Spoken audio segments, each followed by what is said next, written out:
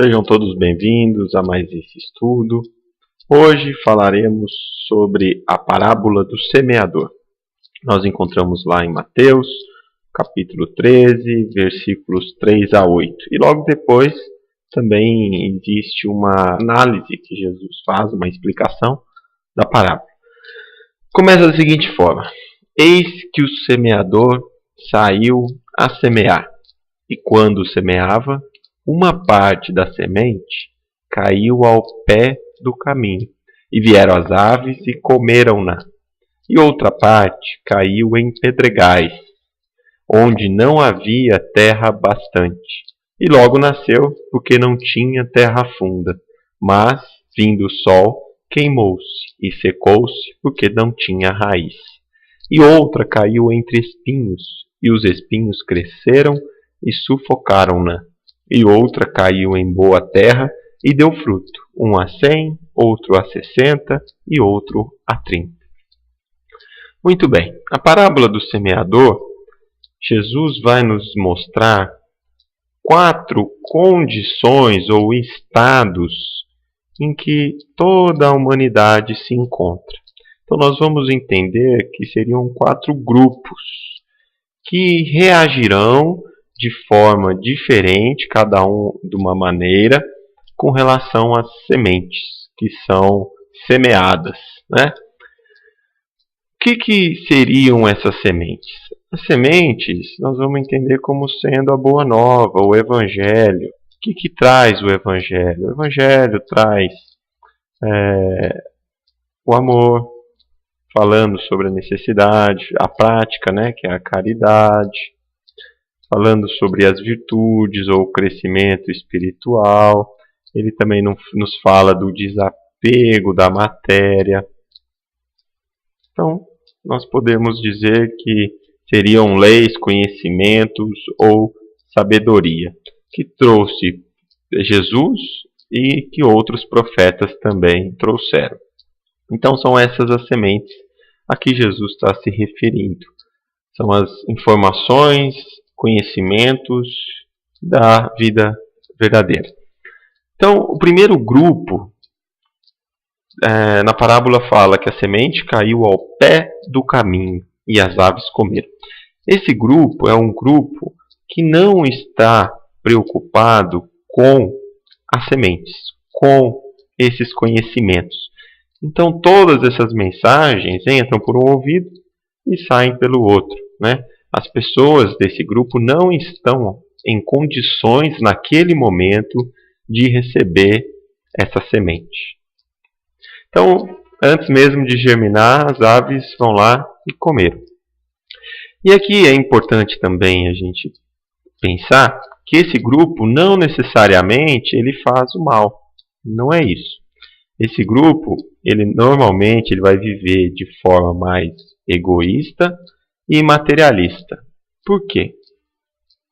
Porque uma vez que a gente não acredita, não crê e não busca essas virtudes ou os valores do Espírito, os bens do Espírito, nós viveremos aqui na Terra buscando o máximo de prazer e de saciedade no curto prazo. Então, normalmente, essas pessoas vivem de forma bastante egoísta e materialista. Os objetivos, né, o foco principal vai estar nas coisas da matéria. Não necessariamente vão praticar o mal. Ok? Então, esse é o primeiro grupo. O segundo grupo fala que a semente caiu em pedregais, onde não havia terra bastante. Logo nasceu, porque não tinha terra funda. Mas, vindo o sol, queimou-se e secou-se, porque não tinha raiz. Esse segundo grupo são as pessoas que, no primeiro momento, se empolgam com o Evangelho, com a Boa Nova. Então, elas ficam empolgadas, elas conseguem ver que aquilo é bom para elas, começam a buscar, mas elas, ao primeiro obstáculo, elas já vão desanimando, desistindo. E aí, então, elas postergam a colheita, né, desses frutos que o Evangelho nos diz. E aqui é muito importante, porque muitas vezes nós achamos ou pensamos que uma vez que eu começo a trabalhar, né, os valores, tenho uma vida reta, uma vida, ações corretas, a gente pensa que logo de cara nós vamos colher tranquilidades. E aí, o que acontece? A pessoa começa essa vida e qualquer obstáculo ela fala assim, poxa, eu agora que eu estou buscando viver dentro do Evangelho, eu continuo colhendo dor, sofrimento, eu continuo tendo problemas. Jesus é o maior exemplo para nós. Foi crucificado, o abandonaram antes da crucificação, o traíram, sofreu como nenhum de nós sofreu aqui na Terra. É claro que futuramente nós vamos colher, né? E a parábola até fala sobre isso, sobre os frutos. Só que ainda nós temos muitos compromissos e essa colheita ela é mais em diante. E até mesmo Jesus nos falava, né, na segunda bem-aventurança, já fala, bem-aventurados os aflitos ou os que choram. Então, aqui já falando como que nós devemos nos comportar diante desses problemas. Então, esse grupo é aquele que se empolga, mas diante dos pequenos problemas ou dos problemas, das dificuldades, né, dessa transformação interior, que às vezes a gente se conhece e aí fala assim, nossa, eu vou ter que mudar muito, é muito complicado, eu não sou capaz, e aí desanima também da vivência e da busca pelos bens do espírito.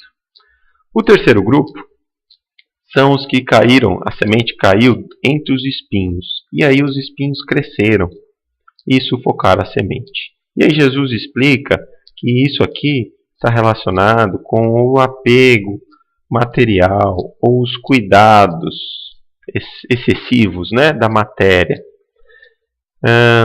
Jesus não está falando que a gente não deve buscar viver na matéria. Nós devemos trabalhar para poder nos alimentar, comprar roupa, pagar aluguel. Não é isso que Jesus fala. O que ele nos diz é o desequilíbrio, é o excesso, é o apego às coisas da matéria. Nós temos que nos colocar como usufrutuários. Usuários, né? E não como possuidores dos bens. Porque todos os bens que nós possuímos na matéria um dia deixarão de ser nossos. E esse desequilíbrio faz com que muitas vezes a gente gaste todo o nosso tempo, toda a nossa energia buscando multiplicar os bens materiais. E às vezes a gente esquece dos bens espirituais. Então esse grupo são aqueles que essa semente não vinga por causa desse apego. As pessoas vivem buscando muito mais a matéria do que as coisas do espírito. Então também estão postergando, né, a semente está produzindo e no futuro gerando os frutos. O quarto grupo, ele já é o grupo que cai na terra boa. E aqui são aqueles que vão receber, não só receber, depois que eles recebem, eles acreditam que aquilo realmente é importante e necessitamos dessa nossa transformação. E começam então a buscar com ênfase, né, para priorizar isso. E aí mais tarde, depois de algum tempo, eles já começam a trazer os frutos. É importante dizer que o primeiro grupo ele não recebeu, mas não adianta a gente só receber. Nós temos que acreditar, né? Depois tem um grupo que acredita, mas ele para por aí. Os frutos, que seriam esses frutos aqui? Seriam as ações no bem, né?